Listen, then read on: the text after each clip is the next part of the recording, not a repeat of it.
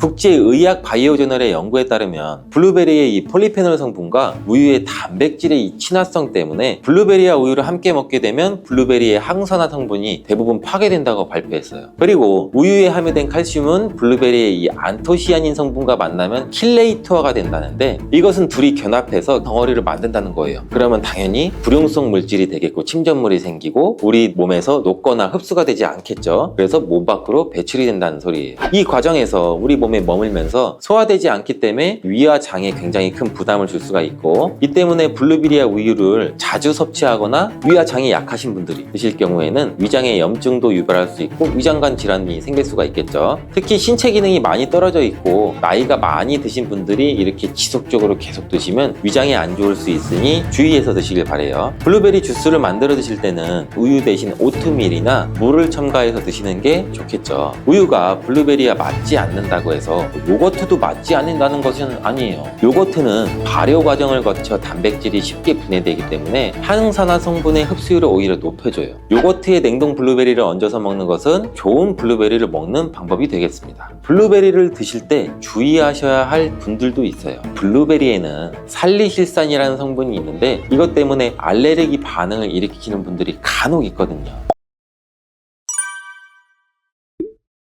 블루베리는 세계 10대 건강식품에 들어갈 만큼 우리 몸을 건강하게 하는데 굉장히 큰 도움이 되는 과일이에요. 최근 10년간 소비량이 가장 많이 늘어난 과일이기도 한데 특히 50대 이상에서 굉장히 급속도로 섭취량이 늘어나고 있대요. 이렇게 섭취량이 급속도로 올라가고 있는 이유는 블루베리가 먹기에도 편하고 건강에도 좋다고 알려지고 있기 때문인데, 냉동 블루베리의 판매량도 요새 굉장히 많이 증가되고 있다고 해요. 냉동 블루베리를 씻지 않고 그냥 드시는 분들이 또 굉장히 많아지고 있어요. 누구는 그냥 먹어도 돼, 어떤 사람은 반드시 씻어 먹어야 돼, 의견이 굉장히 분분해요. 영상을 통해서 제가 블루베리 먹는 방법과 블루베리 효능, 함께 먹으면 안 되는 음식과 함께 먹으면 좋은 음식까지 블루베리에 대한 모든 것 제가 지금 알려드릴게요.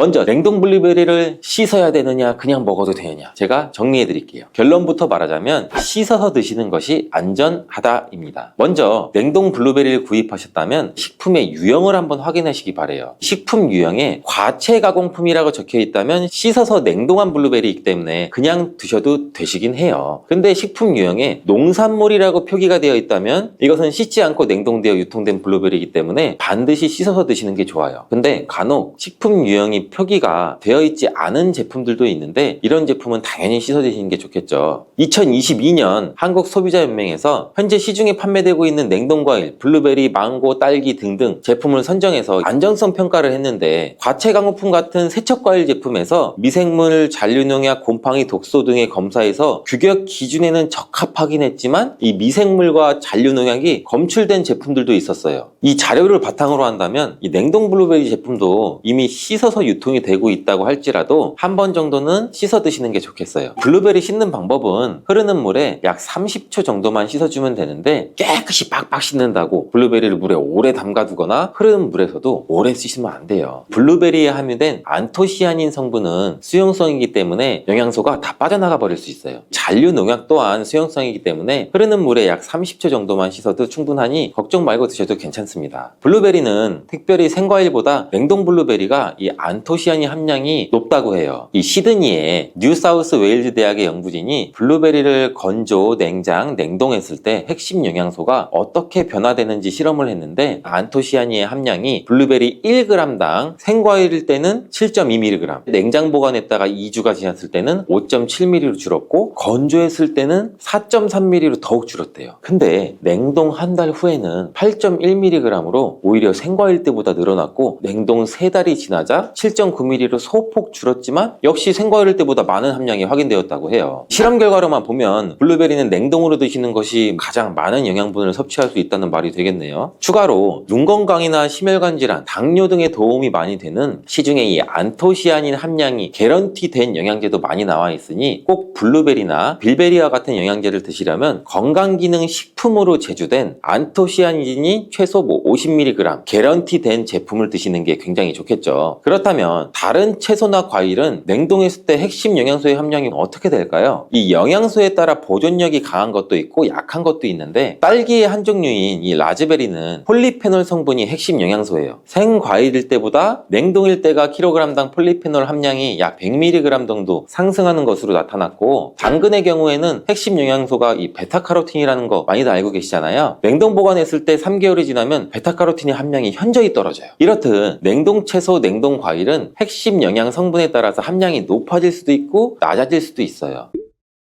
냉동 블루베리를 구입하셔서 보관할 때는 주의사항이 있어요. 판매되는 냉동 블루베리는 대량으로 포장되어 있는데 한 번에 드실 수가 없는 양으로 포장이 되어 있어요. 냉동 블루베리는 해동해서 드시게 되면 녹으면서 안토시아닌까지 함께 녹아 나오기 때문에 냉동실에서 꺼내 바로 드시는 게 가장 좋아요. 혹시나 해동이 되었다면 다시 냉동하시면 안 돼요. 해동이 되면서 미생물이 증식을 하게 되고 그 상태로 냉동을 하면 미생물까지 함께 냉동이 돼요. 그것을 드시면 당연히 복통이나 설사나 이런 걸 유발할 수가 있겠죠.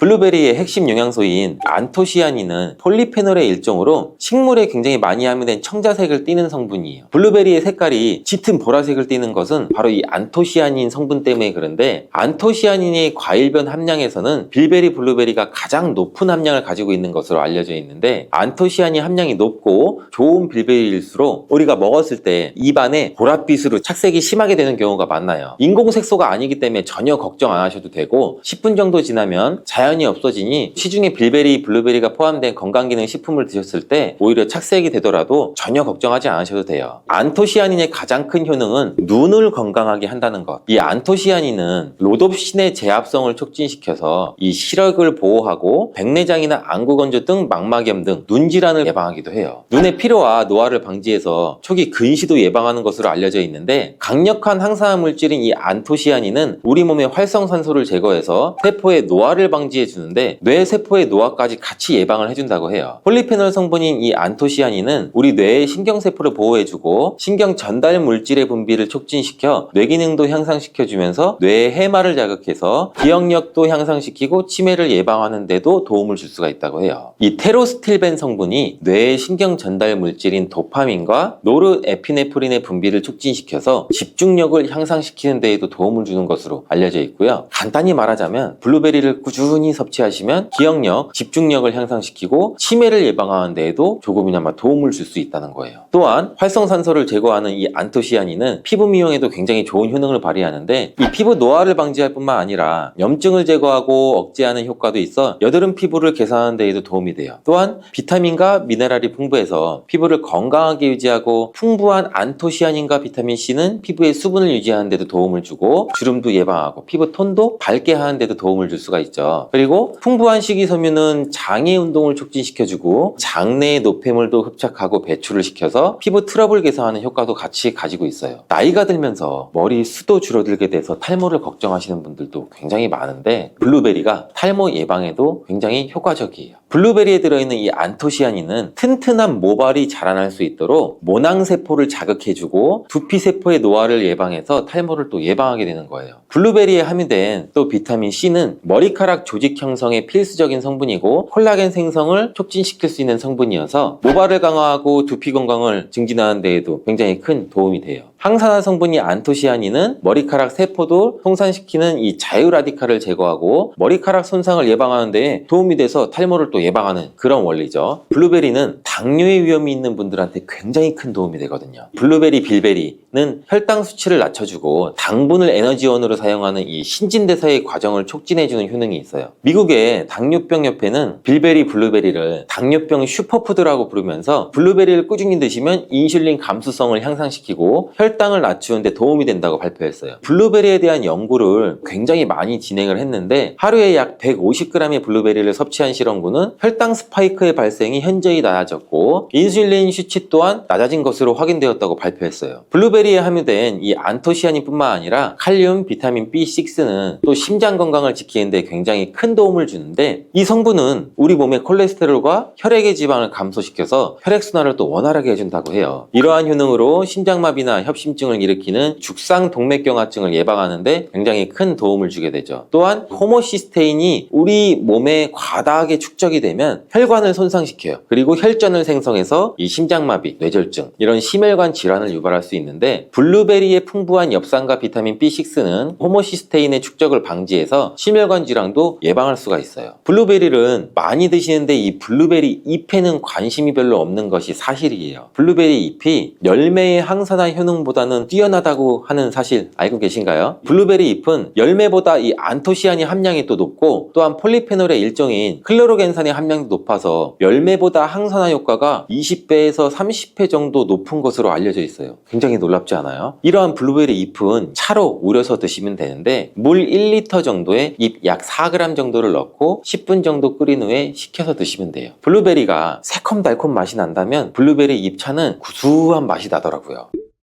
이렇게 좋은 블루베리도 함께 먹으면 안 되는 음식이 있는데 바로 우유예요. 깜짝 놀라지 않으셨나요? 보통 냉동 블루베리를 우유와 함께 믹서기에 갈아서 주스로도 쉐이크로도 많이 드시는데, 이렇게 되면 블루베리의 영양소가 파괴가 돼요. 국제의학 바이오저널의 연구에 따르면 블루베리의 이 폴리페놀 성분과 우유의 단백질의 이 친화성 때문에 블루베리와 우유를 함께 먹게 되면 블루베리의 항산화 성분이 대부분 파괴된다고 발표했어요. 그리고 우유에 함유된 칼슘은 블루베리의 이 안토시아닌 성분과 만나면 킬레이터가 된다는데, 이것은 둘이 견합해서 덩어리를 만든다는 거예요. 그러면 당연히 불용성 물질이 되겠고 침전물이 생기고 우리 몸에서 녹거나 흡수가 되지 않겠죠. 그래서 몸 밖으로 배출이 된다는 소리예요. 이 과정에서 우리 몸에 머물면서 소화되지 않기 때문에 위와 장에 굉장히 큰 부담을 줄 수가 있고, 이 때문에 블루베리와 우유를 자주 섭취하거나 위와 장이 약하신 분들이 드실 경우에는 위장에 염증도 유발할 수 있고 위장관 질환이 생길 수가 있겠죠. 특히 신체 기능이 많이 떨어져 있고 나이가 많이 드신 분들이 이렇게 지속적으로 계속 드시면 위장에 안 좋을 수 있으니 주의해서 드시길 바래요. 블루베리 주스를 만들어 드실 때는 우유 대신 오트밀이나 물을 첨가해서 드시는 게 좋겠죠. 우유가 블루베리와 맞지 않는다고 해서 요거트도 맞지 않는다는 것은 아니에요. 요거트는 발효 과정을 거쳐 단백질이 쉽게 분해되기 때문에 항산화 성분의 흡수율을 오히려 높여줘요. 요거트에 냉동 블루베리를 얹어서 먹는 것은 좋은 블루베리를 먹는 방법이 되겠습니다. 블루베리를 드실 때 주의하셔야 할 분들도 있어요. 블루베리에는 살리실산이라는 성분이 있는데 이것 때문에 알레르기 반응을 일으키는 분들이 간혹 있거든요. 블루베리를 드시면 입술이 붓거나 간지럽거나 복통과 설사의 증상이 나타난다면 즉시 블루베리 섭취를 중단하셔야 돼요. 그리고 블루베리에는 혈액을 묽게 만드는 비타민 K가 풍부하게 함유되어 있는데, 심장질환이나 뇌혈관 질환으로 이미 아스피린과 같은 혈전 용해제를 복용하시고 계신 분들이 블루베리를 과다하게 섭취하게 되면 문제가 발생할 수 있으니 적당히 드시길 바래요. 또한 사람에 따라서 블루베리가 일시적으로 혈당을 낮추는 효과도 가지고 있기 때문에 당뇨가 있는 분들이 블루베리를 과하게 섭취할 경우에는 저혈당 증세도 나타날 수 있어요. 어떤 음식이든 각자 우리 몸의 체질에 맞게 드시는 게 가장 좋겠죠. 사과의 유기산과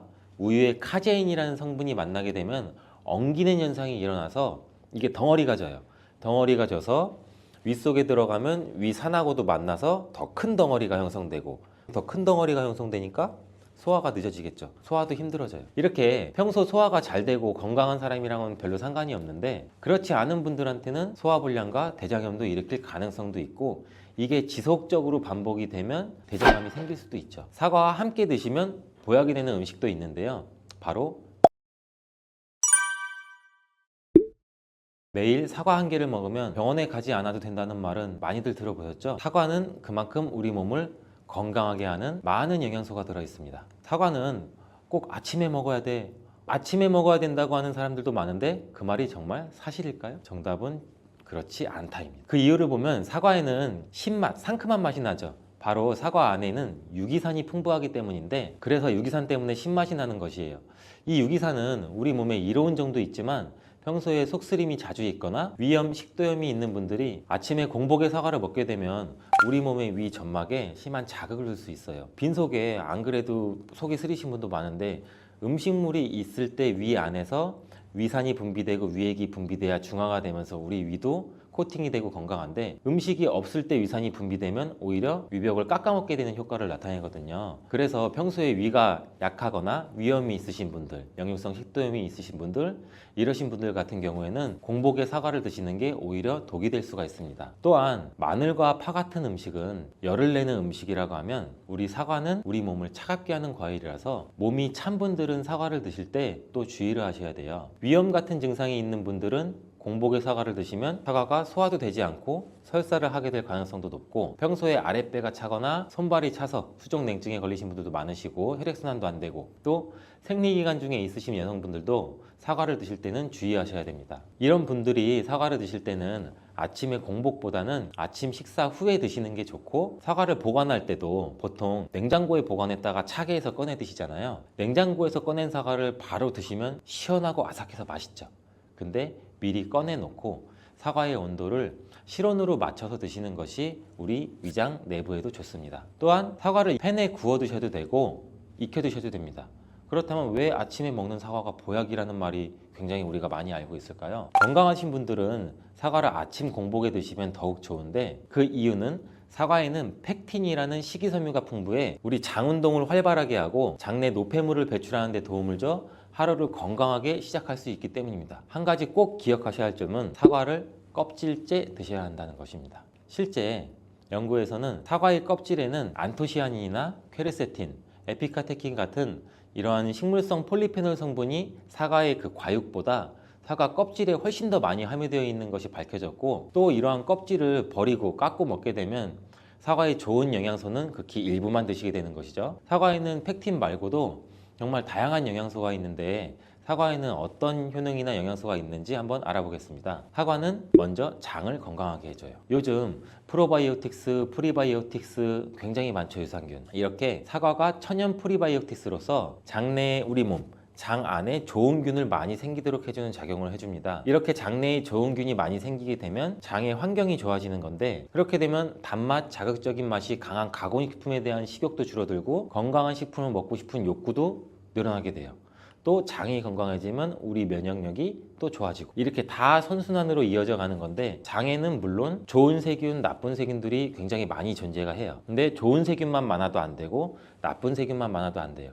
좋은 세균, 나쁜 세균이 어느 정도 밸런스를 이루어져서 우리 몸의 면역력을 형성하게 되는데, 그때도 굉장히 중요한 게 프로바이오틱스, 프리바이오틱스, 우리가 흔히 많이 먹는 유산균입니다. 사과에도 아까 말씀드린 프리바이오틱스가 들어있고, 또 사과를 드시면 자연스럽게 체중도 줄어들고 다이어트하는 효과까지 누릴 수 있게 돼요. 이렇게 사과를 먹게 되면 장내에서 소화가 되면서 뷰티르산 같은 단세지방산이 만들어지게 되는데, 이 지방산이 우리 몸에 손상된 장벽을 회복시켜주는 역할을 해줘서 우리 장이 건강해지는 거예요. 장벽을 회복시키는 것이 중요한 이유가, 우리 장벽이 손상되면 손상된 곳에 독소들이 하나하나씩 침투가 되게 되고, 증상이 심해지면 장누수증후군이라는 질병도 발병이 되고, 이런 증상이 나타나면 독소들이 혈액을 타고 돌아다니게 되고 악순환이 반복이 되는 거죠. 그래서 장이 안 좋아지면 피부에 염증도 일으킬 수가 있고, 아토피와 같은 면역력이 이제 과잉되거나 면역력의 불균형 증상을 일으킬 수 있게 되는 거죠. 이렇게 사과를 드시면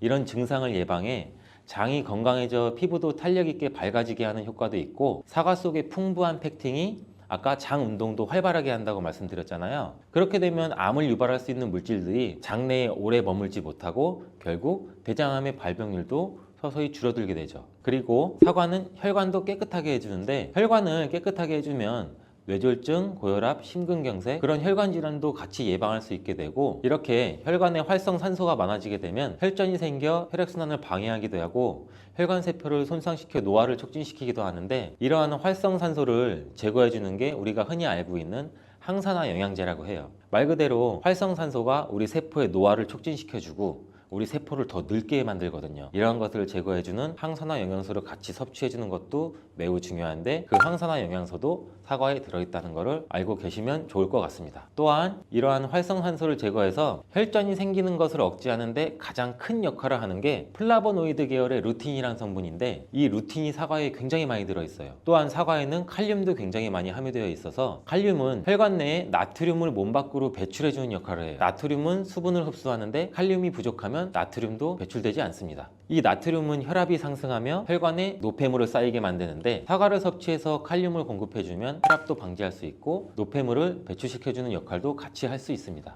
또한 이러한 칼륨은 혈관을 확장시키는 작용을 해서 혈액순환도 원활하게 하고 심장 박동도 안정시키고 심장의 기능도 강화하는 데 도움을 줄 수 있는 성분이에요. 근데 여기서 한 가지 주의할 점을 알려드릴게요. 활성산소가 혈관을 손상시킨다고 했잖아요. 근데 사과를 잘못 드시면 오히려 활성산소가 굉장히 많이 생기게 돼요. 바로 갈변된 사과를 드시는 것입니다. 사과를 먹고 남게 되면 밀폐 용기에 담아 보관했다가 나중에 드시는 경우 굉장히 많잖아요.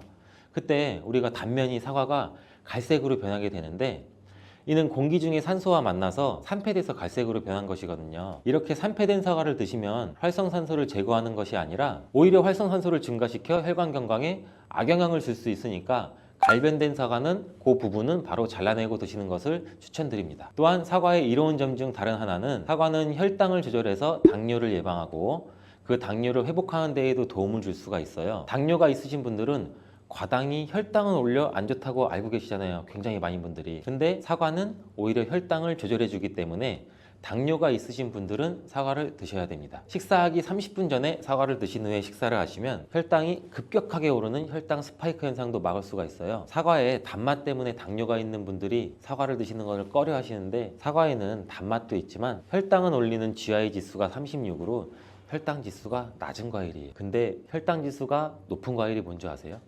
수박은 다른 거에 비해서 혈당 지수가 높기 때문에 당뇨가 있으신 분들은 조금 조심해서 드시면 좋을 것 같습니다. 실제로 대학 연구팀에서 실험한 것을 발표했는데 건강한 사람을 대상으로 쌀밥만 먹은 경우랑 30분 전에 사과를 먹고 쌀밥을 드신 경우를 비교를 했을 때 혈당이 쌀밥만 먹은 경우보다 50% 정도로 떨어지는 것도 확인이 된 실험도 있어요. 당뇨가 있는 분들도 이제 안심하시고 식사 후에 드시지 말고 반드시 식사 30분 전에 꼭 사과를 드시고 식사를 하시길 바랍니다. 한 가지 주의할 점은 사과를 갈아서 사과 주스로 드시게 되면 오히려 흡수가 빨라 혈당을 올릴 수가 있으니 사과를 껍질째 씹어서 천천히 드시는 게 좋을 것 같습니다. 또한 사과의 다른 효능 중 한 가지는 기관지도 깨끗하게 청소해주는 효능도 있어요. 사과에는 양파와 마찬가지로 퀘르세틴이라는 성분이 풍부하게 함유되어 있는데 이 성분은 호흡기 점막에 생기는 염증을 가라앉히고 예방하는 효과도 있어요. 흔히 우리 요새 시중에 많이 판매되는 퀘르세틴 영양제도 있는데 이 퀘르세틴 영양제가 아이들 비염, 기관지염 이런 쪽을 개선시킨다고 많이들 이제 광고도 하는데 이처럼 퀘르세틴이 우리 몸에 있는 염증도 굉장히 많이 잡아주거든요. 이런 물질들이 사과 속에도 같이 함유되어 있다는 것을 기억하시기 바라겠습니다. 그리고 폐기관지에 모세혈관도 튼튼하게 만드는 걸 도와주고 천식이 있거나 기관지가 약한 분들이 미세먼지 때문에 기침이 많이 나고 목에 가래가 많이 낄 수가 있는데 이런 분들도 사과를 꾸준히 드시면 호흡기가 부드러워져 불편함도 많이 해소할 수 있게 됩니다. 한 연구에서는 매주 4개에서 5개의 사과를 먹는 가정의 자녀가 매주 1개 이하의 사과를 먹는 가정의 자녀보다 천식에 걸릴 확률이 50% 정도나 낮았다고 발표한 적도 있고 사과가 그만큼 천식과 호흡기 건강에 좋다는 것이 증명된 거죠. 이렇게 좋은 사과도 함께 먹으면 절대 안 되는 음식이 있는데 바로 궁합이 안 맞는 거예요. 그 음식을 알아볼 텐데 바로 우유, 요거트, 치즈 이런 유제품류예요. 여러분 놀라셨죠?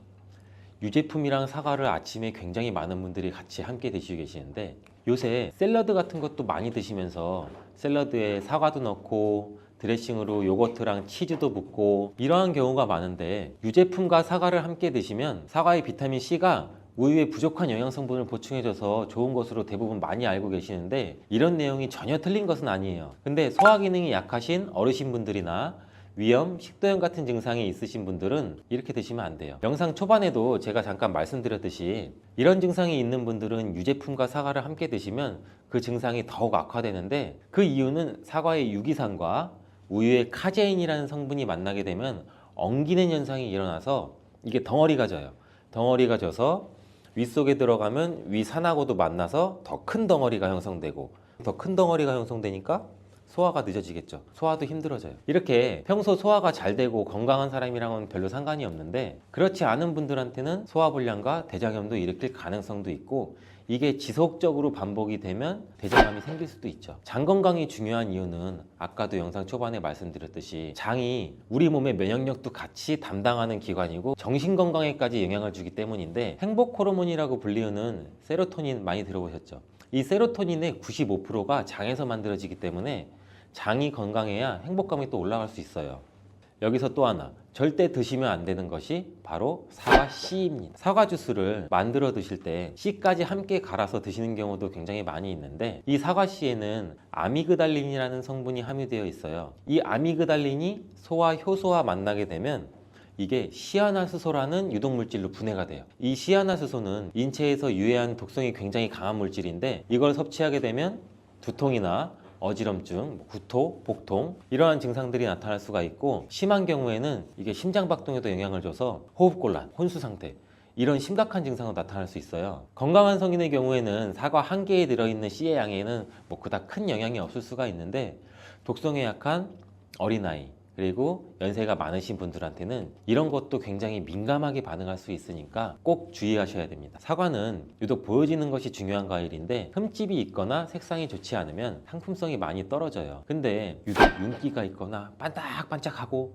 빨갛고 색상이 짙은 사과는 웬만하면 피하는 게 좋아요. 간혹 유동 파라핀이라는 식품 첨가물을 사용해서 사과 위에 이렇게 이쁘게 보이게 코팅 처리를 한 사과일 수가 있는데, 이 유동 파라핀을 섭취하게 되면 복통과 설사를 일으킬 수 있고 지용성 비타민의 흡수도 감소시킨다고 알려져 있어요. 요새는 이런 일이 거의 없긴 하지만, 혹시나 사과가 너무 윤기가 흐르거나 만졌을 때 약간의 끈적임이 있다면 드시기 전에 살짝 의심 한번 해보시고 껍질을 깨끗하게 세척하고 드시거나 껍질을 벗기고 드시는 것이 안전하겠습니다. 사과와 함께 드시면 보약이 되는 음식도 있는데요, 바로 비트와 당근입니다. 굉장히 유명한 주스 아시죠? ABC 주스. ABC가 바로 사과, 비트, 당근, 애플, 비트, 캐럿 이 세 가지를 갈아서 만든 주스인데, 사과, 당근, 비트를 함께 드시게 되면 영양소의 흡수율이 굉장히 증가하고 서로의 시너지를 굉장히 크게 나타내요. 이 서로의 영양소를 보완해줘서 더욱 건강하게 드실 수가 있는데, 또한 식이섬유가 폭발적으로 증가해서 장운동을 촉진하고 변비 예방도 탁월해져요. 그리고 사과, 당근, 비트 이 세 가지는 모두 강력한 항산화 물질이 풍부해서 체내에 있는 활성산소를 제거해서 세포의 노화도 방지해주고 몸에 활력을 불어넣어 줄 수도 있는 거예요. 함께 먹으면 보약이 되는 음식으로도 고구마도 있습니다. 이 고구마에는 베타카로틴이라는 성분이 풍부해서 항암작용과 함께 면역력도 같이 강화해 주는데 혈관 건강에도 도움을 줄 수가 있어요. 고구마를 드시면 소화가 잘 안 되는 증상도 나타날 수가 있는데, 이게 왜 그러냐면 고구마 속에 함유되어 있는 아마이드라는 성분이 장에서 이상 발효를 일으켜서 가스가 차고 소화불량 증상도 같이 나타나는 건데, 이때 같이 사과와 함께 드시면 사과에 함유된 펙틴이 아마이드의 이상 발효 증상을 억제해서 가스가 차는 증상을 발생하지 않도록 도와주게 돼요. 또한 이러한 사과의 효능 중 하나인 혈관을 깨끗하게 하는 것을 고구마의 베타카로틴이 도와줘서 이 효능이 극대화가 돼서 건강에 정말 좋은 음식 궁합도 될 수 있답니다. 이렇게 노랗게 변한 바나나는 색깔만 변한 것이 아니라 성분에도 변화가 생기게 돼요. 당뇨에 도움이 되는 저항성 전분은 점점 줄어들고 포도당과 과당 같은 당분은 점점 늘어나게 되는 거죠. 바나나는 속살이 부드럽고 달콤해서 남녀노소 누구나 좋아하는 과일 중 하나죠.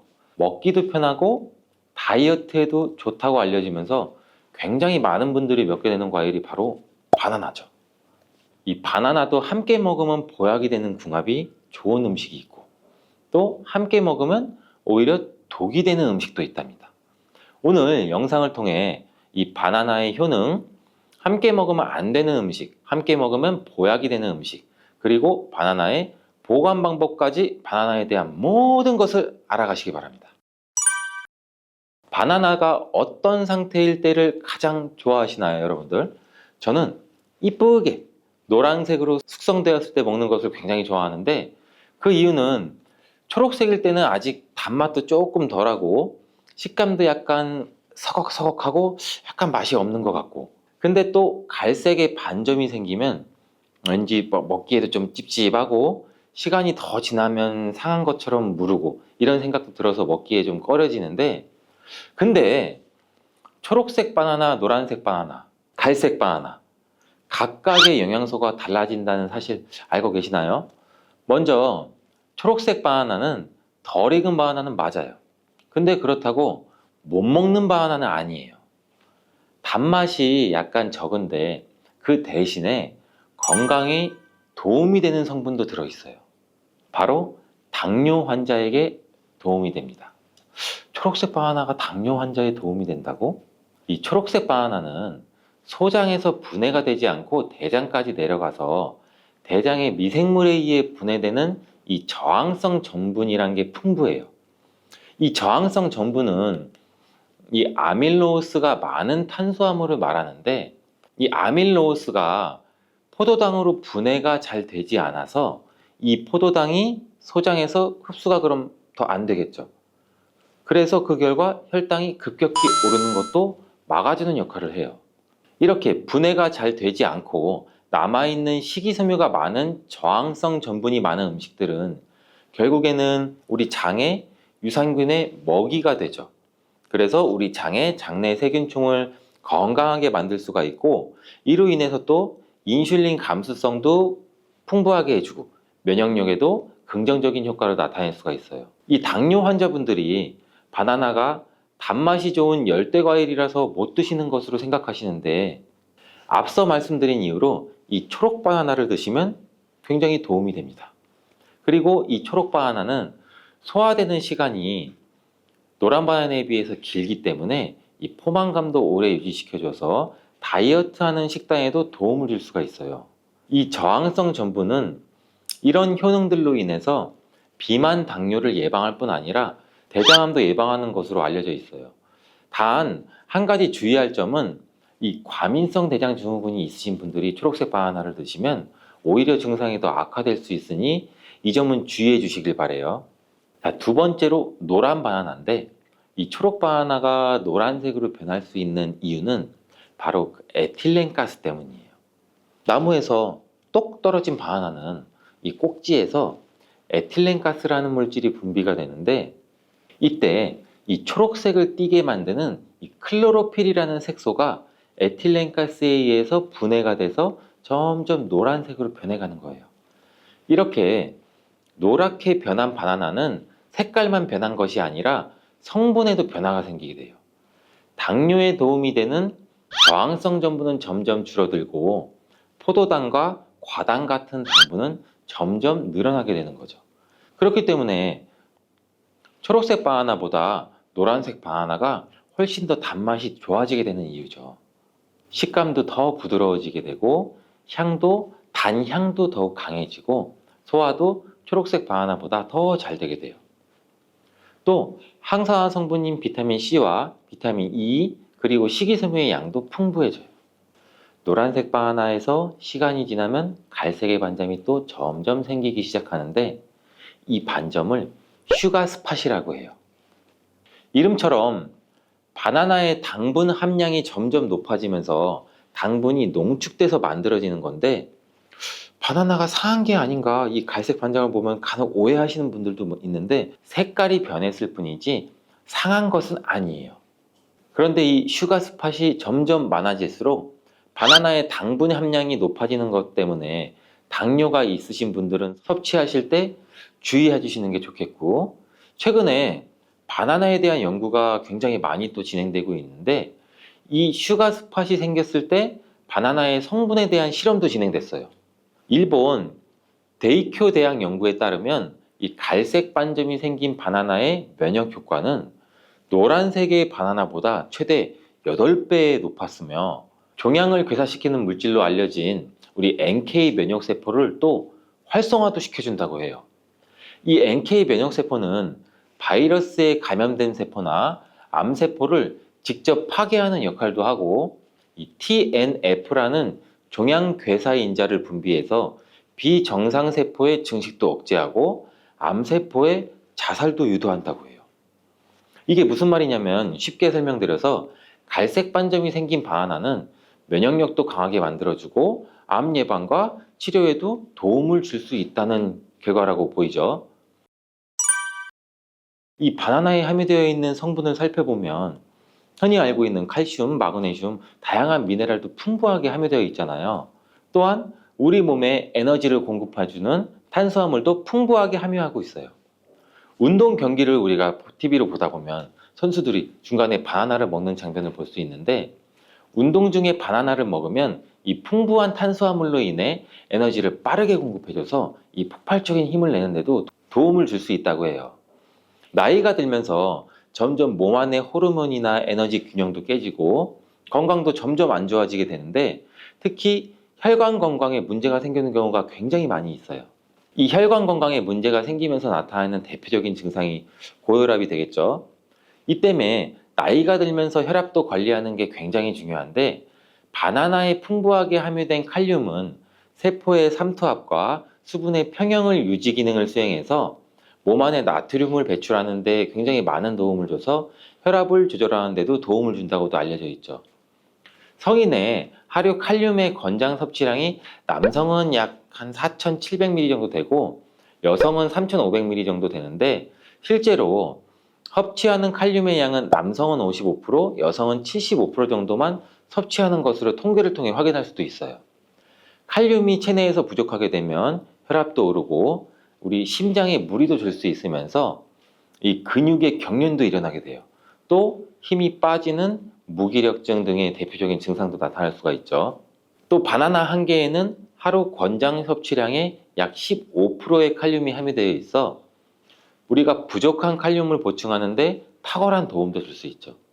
또 바나나에는 비타민 B6도 풍부한데 이 비타민 B6는 피리독신이라고 불리우는데 인체의 기능을 정상적으로 유지하는 데 굉장히 중요한 역할을 하는 수용성 비타민이에요. 이 비타민 B6는 우리 신경 전달 물질을 생산하는데 특히 행복 호르몬이라고 불리는 세로토닌의 합성에도 굉장히 중요한 역할을 해요. 이 세로토닌은 행복감과 안정감을 느끼게 해주고 우리 몸의 스트레스도 완화시켜주고 또 식욕을 조절해서 체중 감량에도 도움을 주고 수면의 질도 향상시켜 피로회복에도 도움을 주는 성분이에요. 이러한 효능으로 우울증, 불안장애, 불면증 이렇게 정신질환도 같이 예방되고 치료하는 데에도 활용되는 성분이 세로토닌이에요. 쉽게 말해서 바나나를 섭취하면 행복감을 높일 수 있는데 도움을 줄 수 있다는 거죠.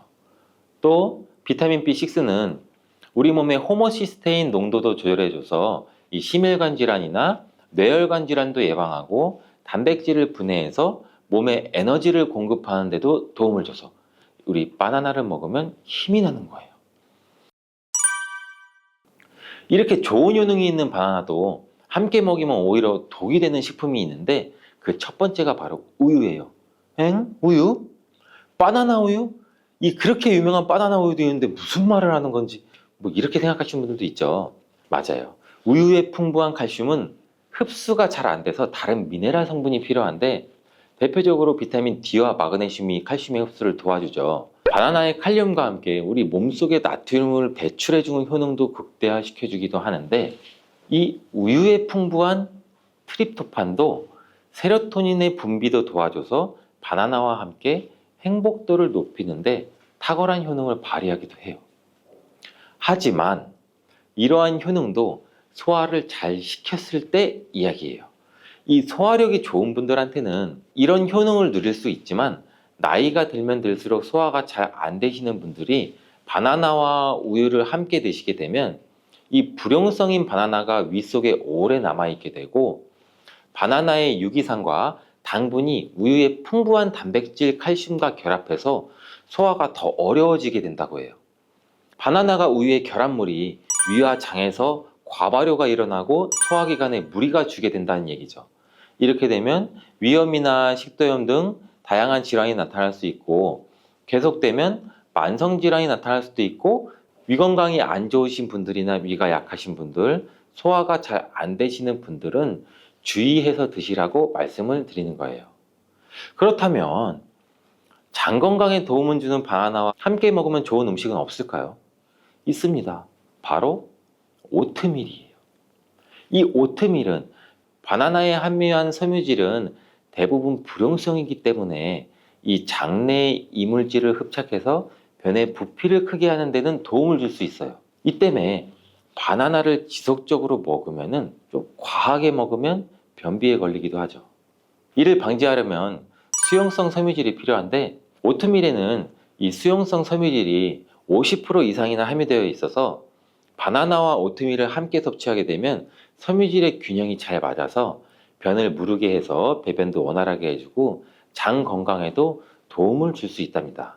또한 이 콜레스테롤의 배출도 도와줘서 혈관 내의 나쁜 콜레스테롤의 수치도 낮추는 데에도 도움을 줄 수가 있고요. 바나나와 함께 독이 되는 음식 두 번째는 바로 고구마예요.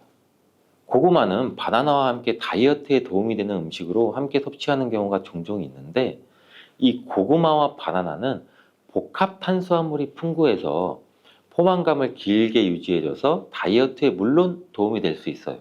하지만 한 가지 문제가 있는데, 바나나와 고구마 둘 다 칼륨 함량이 높다는 거예요.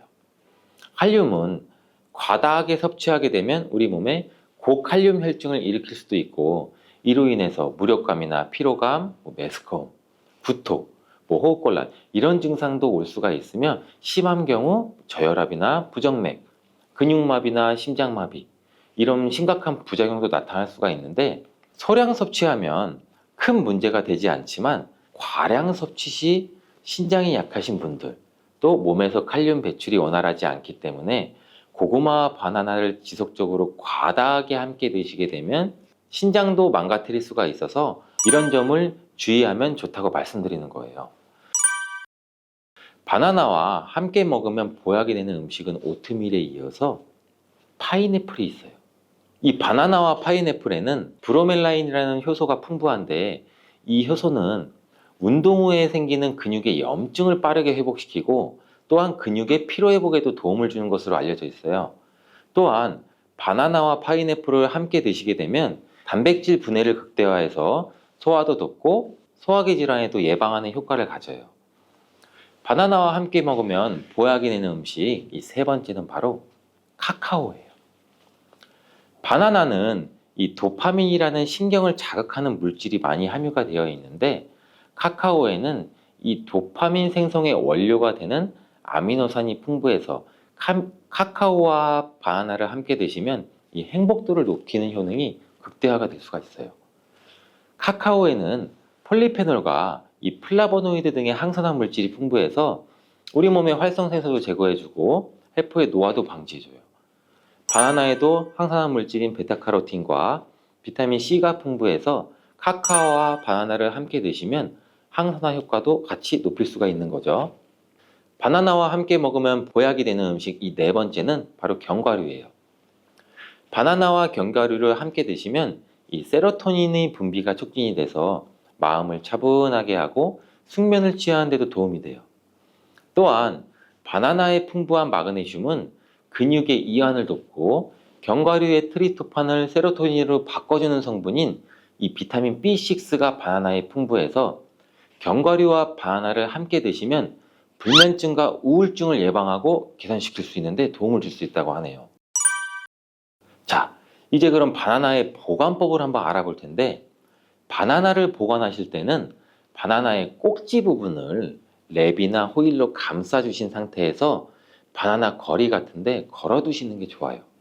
그렇게 하면 바나나 꼭지에서 나오는 에틸렌 가스를 어느 정도 차단해줘서 숙성되는 것을 방지해서 조금 더 오래 보관할 수 있고, 그리고 열대 과일인 바나나는 냉장고에 보관하게 되면 냉해를 입어 바나나 색이 굉장히 빠르게 검은색으로 변하게 돼요.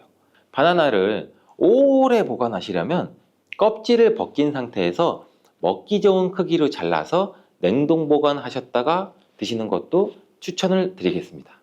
시금치 속 철분을 토마토처럼 비타민 C가 풍부한 음식과 먹으면 좋다고 해서 빈혈이나 당뇨가 있으신 분들이 함께 많이 드시는 경우도 있는데, 신장이 약하신 분들한테는 특히 좋지 않은 궁합이에요. 왜냐면 바로 시금치 속에 옥살산이라는 성분 때문인데, 옥살산이 혈액 속 칼슘과 만나게 되면 작고 뾰족한 결정 모양으로 체내에 쌓여서 결석을 만들게 되죠. 그렇게 되면 근육통과 근육 경련뿐 아니라 심하면 신장 결석까지 유발시킬 수가 있어요. 또한 시금치의 성분이 토마토의 라이코펜 흡수를 방해하는 작용도 일어날 수가 있어요. 토마토가 슈퍼푸드로 손꼽히는 이유가 바로 이 라이코펜 성분이기 때문인데요. 이 라이코펜은 강력한 항산화 물질이에요. 몸속의 산화 스트레스와 염증도 줄여주고 암을 예방하는 놀라운 성분이죠. 또 라이코펜은 폐암, 전립선암, 유방암과 결장암 등 다양한 암의 예방에 엄청난 효과가 있다고 해요. 혈관은 건강하게 해주고 동맥경화와 심혈관 질환의 예방에 탁월하죠. 하와이호주 주립대학의 연구에 따르면 토마토를 시금치와 함께 드시면 이 기적의 성분인 라이코펜 흡수율이 무려 50%나 감소가 된다고 해요. 토마토와 토마토와 시금치를 함께 드시면 안 되겠죠. 토마토를 드실 때 숙성되지 않은 초록색 토마토는 주의하시길 바래요. 숙성되지 않은 덜 익은 토마토에는 솔라닌이라고 하는 독성 물질을 함유하고 있는데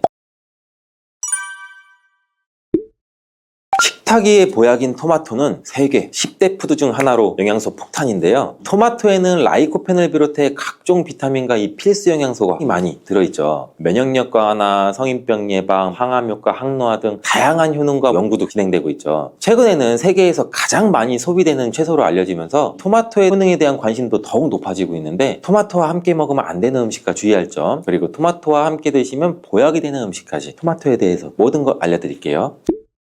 철분과 비타민이 많아 요즘 들어 특히 주목받고 있는 채소가 시금치인데 시금치는 토마토와 상극으로 함께 드시면 안 돼요. 시금치 속 철분을 토마토처럼 비타민 C가 풍부한 음식과 먹으면 좋다고 해서 빈혈이나 당뇨가 있으신 분들이 함께 많이 드시는 경우도 있는데 신장이 약하신 분들한테는 특히 좋지 않은 궁합이에요. 왜냐면 바로 시금치 속에 옥살산이라는 성분 때문인데 옥살산이 혈액 속 칼슘과 만나게 되면 작고 뾰족한 결정 모양으로 체내에 쌓여서 결석을 만들게 되죠. 그렇게 되면 근육통과 근육 경련뿐 아니라 심하면 신장 결석까지 유발시킬 수가 있어요. 또한 시금치의 성분이 토마토의 라이코펜 흡수를 방해하는 작용도 일어날 수가 있어요. 토마토가 슈퍼푸드로 손꼽히는 이유가 바로 이 라이코펜 성분이기 때문인데요. 이 라이코펜은 강력한 항산화 물질이에요. 몸속의 산화 스트레스와 염증도 줄여주고 암을 예방하는 놀라운 성분이죠. 또 라이코펜은 폐암, 전립선암, 유방암과 결장암 등 다양한 암의 예방에 엄청난 효과가 있다고 해요. 혈관은 건강하게 해주고 동맥경화와 심혈관 질환의 예방에 탁월하죠. 하이오즈 주립대학의 연구에 따르면 토마토를 시금치와 함께 드시면 이 기적의 성분인 라이코펜 흡수율이 무려 50%나 감소가 된다고 해요. 토마토와 시금치를 함께 드시면 안 되겠죠. 토마토를 드실 때 숙성되지 않은 초록색 토마토는 주의하시길 바래요. 숙성되지 않은 덜 익은 토마토에는 솔라닌이라고 하는 독성 물질을 함유하고 있는데 솔라닌은 이 식물이 해충이나 질병으로부터 스스로를 보호하기 위해 생성되는 자연 방어 물질이에요. 감자에 싹에 들어있는 독성 물질이죠. 이 솔라닌을 섭취하게 되면 복통이나 구토, 현기증, 두통, 심하면 마비까지 올 수 있는 증상이 나타날 수가 있으니 주의하시길 바라고 토마토 요리를 할 때 한 가지 주의할 점은 단맛을 좋아하시는 분들이 간혹 설탕을 첨가해 드시는데 제발 이 설탕만을 피해 주시길 바래요. 설탕은 토마토의 영양 성분을 파괴하기 때문에 건강을 위해 두신 토마토가 아무짝에도 쓸모가 없거든요. 그리고 이 설탕이 몸속에 들어오면 설탕을 분해하기 위해 비타민 B군이 사용되는데 비타민 B는 피로도 감소시키고 뇌의 활동도 활성화시키는 데 중요한 성분이죠. 토마토에는 비타민 B가 함유되어 있는데 설탕 때문에 오히려 체내 흡수율이 감소되고 설탕으로 인해 혈관 내 혈당도 상승되게 또 안 좋은 결과를 초래할 수가 있겠죠. 기억력의 중추인 해마를 위축시켜 혈관성 치매에도 위험을 높이고 고혈당성 당뇨병을 넘어 정말 과도하게 장기간 드시면 암까지도 발생될 가능성이 높아지게 돼서 토마토의 항산화 효과를 전혀 누릴 수가 없게 되죠. 혹시 토마토 케첩 많이 사용하시나요? 달콤상콤한 맛이 좋아 계란 후라이에도 뿌려 먹고 다양한 요리에도 사용되는 토마토 케첩도 우리 몸에 독이 된다는 사실. 실제로 케첩 한 스푼에 설탕이 약 4g 정도 들어있어요. 이는 시중에 판매되는 초콜릿에 들어있는 설탕보다 더 많은 양이에요. 이뿐 아니라 케첩의 영양 성분을 살펴보면 상과당, 소금, 합성, 착색료, 향신료 등 수많은 감미료와 식품 첨가물이 들어있어요. 케첩이 토마토를 원료로 만들어져 건강한 재료라고 알고 계신 분들도 계시겠지만 케첩 속 토마토는 가공 과정과 첨가물들에 의해서 영양 성분이 많이 파괴되어 있고 오히려 우리 몸을 공격하는 성분들이 가득해요. 그렇다면 토마토와 함께 먹으면 보약이 되는 음식은 어떤 게 있을까요?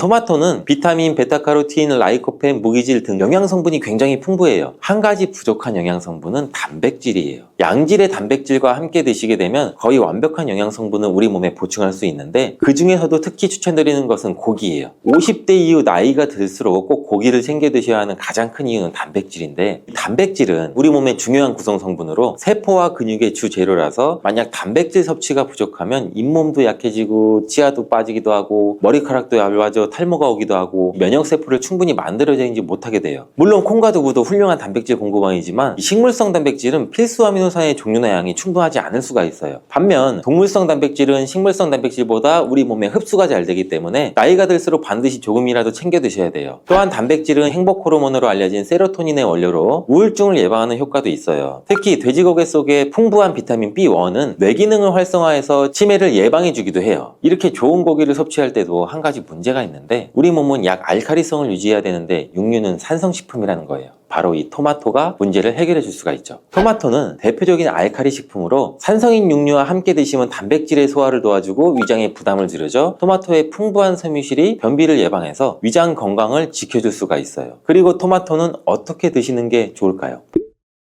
바로 익혀서 드시는 거예요. 토마토를 익혀서 드시게 되면 라이코펜의 체내 흡수율이 10배 이상 올라간다고 해요. 88도의 온도로 2분간 조리를 하면 라이코펜의 흡수율이 6% 상승하고 15분간 조리하면 17%, 30분간 조리하면 35%의 라이코펜의 흡수율이 상승하는 것으로 알려져 있어요. 이렇게 되는 이유는 토마토에 열을 가하게 되면 세포벽이 파괴되면서 라이코펜이 쉽게 용해가 되기 때문이라고 해요. 이렇게 익히게 되면 토마토의 비타민이 파괴되지 않을까? 걱정되죠? 걱정 안 하셔도 돼요. 다른 채소와는 달리 토마토는 비타민 A와 비타민 C가 풍부한데 가열할 때 오히려 19% 정도나 증가하는 것으로 밝혀졌어요. 익혀 드실 때 한 가지 더 알고 계시면 좋은데 그것은 바로 기름에 조리를 하면 좋다는 거예요. 라이코펜은 지용성 영양 성분으로 기름에 조리하게 되면 체내 흡수율을 더욱 높일 수 있게 돼요. 토마토 요리를 드실 때 오메가3의 함량이 높은 올리브유와 함께 드시는 것을 추천해드려요. 올리브유 속 불포화 지방산인 올레산은 몸에 해로운 LDL 콜레스테롤을 줄여주고 산화 스트레스를 막아줘 혈관과 신장을 보호해주고 몸에 이로운 HDL 콜레스테롤의 효율도 높여줘요. 또한 올리브유의 항산화 성분인 폴리페놀이 토마토의 라이코펜과 함께 시너지 효과를 나타내어 최고의 항암 음식이 된답니다. 들기름도 참 좋은데 들기름을 조리하실 때는 주의할 점이 가열하게 되면 산패가 돼서 오히려 건강에 해로울 수 있으니 토마토를 볶을 때 마지막에 넣거나 다 볶은 후에 들기름을 곁들여서 드시기를 바라겠어요. 토마토의 라이코펜은 껍질의 함량이 과육보다 약 5배가 높기 때문에 토마토의 껍질까지 함께 드시는 것이 좋아요. 같은 중량이면 일반 토마토보다는 방울토마토가 더 좋은데 그 이유가 바로 껍질 때문이에요. 일반 토마토보다 방울토마토의 껍질이 훨씬 많기 때문인데 이때 당근과 함께 드시면 시너지 효과가 폭발하는데 토마토에는 라이코펜이 있다면 당근에는 베타카로틴이 있죠. 당근의 특성도 토마토와 비슷한데 익혀서 드실 때 영양성분의 흡수율이 올라가고 베타카로틴 역시 지용성 성분이에요. 그래서 기름과 함께 섭취할 때 체내 흡수율을 높일 수가 있어요. 그리고 주목할 것은 당근과 토마토를 합친 공복에 먹을 때 최고의 항암식품이 될 수가 있어요. 토마토 당근 주스를 만들어 드시면 공복에도 부담 없이 정말 좋은데 만드는 방법도 간단하죠. 토마토와 당근을 적당한 크기로 잘라 올리브유에 살짝 익혀서 믹서기에 넣고 물 1컵 정도 넣고 갈아서 드시면 되죠. 취향에 따라 소금을 살짝 넣으셔도 되고 이렇게 만든 당근 토마토 주스는 암 예방뿐 아니라 혈관을 건강하게 하는데도 탁월한 효능을 발휘하고 면역력 강화와 피부 미용에도 효과가 좋아요. 토마토는 소금과 잘 어울리는데 토마토에는 콜라겐 생성이 필수적이고 암과 싸워주는 비타민 C가 매우 풍부한데 소금과 함께 드시면 비타민 C와 라이코펜의 흡수율도 높아져요. 문제는 토마토의 비타민 C는 공기 중에 산소와 만나면 쉽게 산화가 돼요. 이때 토마토를 자른 단면에 소금을 살짝 뿌려주시면 토마토에 얇은 막을 씌워줄 수 있거든요. 비타민 C의 산화를 억제해주는 데 도움을 줄 수가 있어요. 소금이 걱정이시겠지만 토마토에는 혈압을 낮추고 심혈관 질환의 발병률을 줄여주는 칼륨이 매우 풍부하게 들어있어서 칼륨이 오히려 나트륨을 배출해주고 오히려 세포와 에너지의 대사가 원활해지는 효과가 있어요. 또 토마토와 함께 드시면 좋은 식품으로 계란을 빼놓을 수가 없죠. 완전 식품의 대표주자 계란에는 단백질이 풍부하지만 비타민 C와 식이섬유가 부족한데 이를 토마토가 보충해줘서 토마토의 부족한 단백질을 계란이 보충해줘요. 함께 섭취할 때 좋은 시너지 효과를 낼 수가 있어요. 토마토의 라이코펜도 계란과 함께 섭취 시 체내 흡수율이 높아지고 항산화 효과와 면역력 강화에도 좋은 효과를 나타낼 수가 있죠. 토마토와 계란은 함께 볶아서 드시면 되는데 만드는 방법도 알려드릴게요. 먼저 계란을 풀어 달궈진 팬에 넣고 스크램블처럼 만들어주죠. 만든 스크램블은 접시에 옮겨 놓고 팬에 올리브유를 넣고 다진 파를 볶아 파기름을 내줘요. 그리고 적당한 크기로 자른 토마토를 넣고 잘 볶다가 마무리 될 때쯤에 접시에 옮겨 놓았던 스크램블을 넣고 조금 더 볶아주면 끝. 정말 간단하죠. 취향에 따라서 간장이나 굴소스 같은 조미료를 기호에 따라 살짝씩 첨가해 주셔도 되죠. 이렇게 토마토 계란 볶음은 아침 공복에 드시면 소화도 잘 될 뿐 아니라 풍부한 영양 성분과 계란의 포만감으로 다이어트에도 정말 좋은 식품이 돼요. 브로콜리도 참 좋은데 브로콜리는 토마토와 함께 세계 10대 푸드에 들어가는 채소예요. 토마토가 전립선 암에 좋다고 했는데 브로콜리와 함께 섭취하시게 되면 효과는 더욱 증가된다는 연구 결과도 있어요. 또한 브로콜리는 토마토의 영양 성분 흡수율을 높여주고 혈압을 조절해주고 동맥경화를 예방하는 데에도 도움을 준다고 해요. 또 아보카도라는 과일 알고 계시죠? 아보카도 또한 토마토와 함께 먹으면 좋은 음식인데 아보카도에는 불포화 지방산이 풍부해서 토마토의 라이코펜 성분을 흡수하는 데 도움을 줘요. 아보카도에는 루테인, 지아잔틴 같은 이 카로티노이드 성분도 풍부해서 눈 건강에도 도움을 주는 효과도 발휘하기도 하죠.